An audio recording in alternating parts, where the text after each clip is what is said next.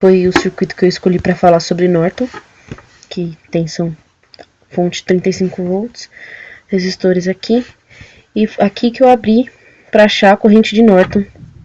Então, começar a fazer aqui um modelinho do modelo de Norton, uma fonte de corrente, resistência de Norton e os resistores que estão pendurados, que são esses daqui. Então, para o cálculo da corrente de Norton, a gente tem que jumpear aqui, ó, nesses dois pontos, para a gente achar a corrente nesses pontos aqui. Então, se a gente jumpeia aqui, ou seja, a gente deixa um fio sem resistência aqui, a corrente ela tende a passar direto aqui e vir para esse ponto e voltar para a fonte aqui. Então, ela não passa por esse resistor 20. Então, ficaria assim o circuito, né? Ficaria 30, o amperímetro aqui e 10 ohms. E a gente consegue calcular aqui a corrente nesse circuito, então, para saber qual que é a corrente que está passando aqui. Então, a gente vem aqui, fonte de 35 volts, 40 ohms aqui, porque a gente fez, aqui está em série, né, esses dois resistores estão em série, então é 40.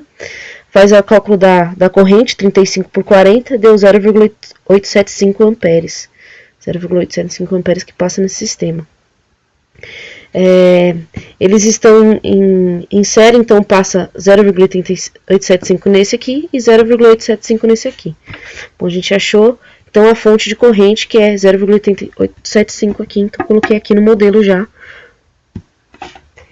Aqui no cálculo da resistência de Norton, a gente curta-circuita a fonte, então a gente tira a fonte e só pega as resistências para fazer a resistência equivalente aqui. Esses dois aqui estão em série, dá 40, que está em paralelo com esse de 20. 40, 20, fiz a conta aqui, então deu 13,33 a resistência de Norton.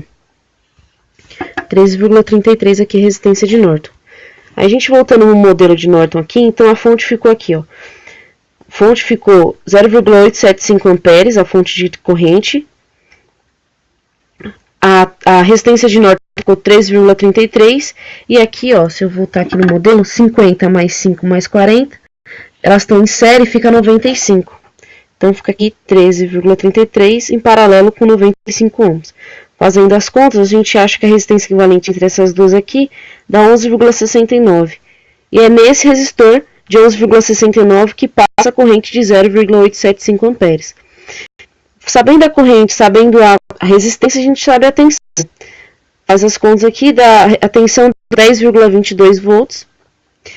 Esse resistor aqui equivale a esses dois resistores aqui. A característica dos resistores em paralelo é que a tensão é a mesma nos dois resistores que estão em paralelo, ou nos dois ou mais resistores que estão em paralelo. Então, significa que aqui tem uma tensão, nesses dois pontos, 10,22 volts, e aqui tem uma tensão de 10,22 volts. Sendo assim, a gente consegue achar a corrente que está passando aqui nesse resistor e a corrente que está passando aqui nesse resistor.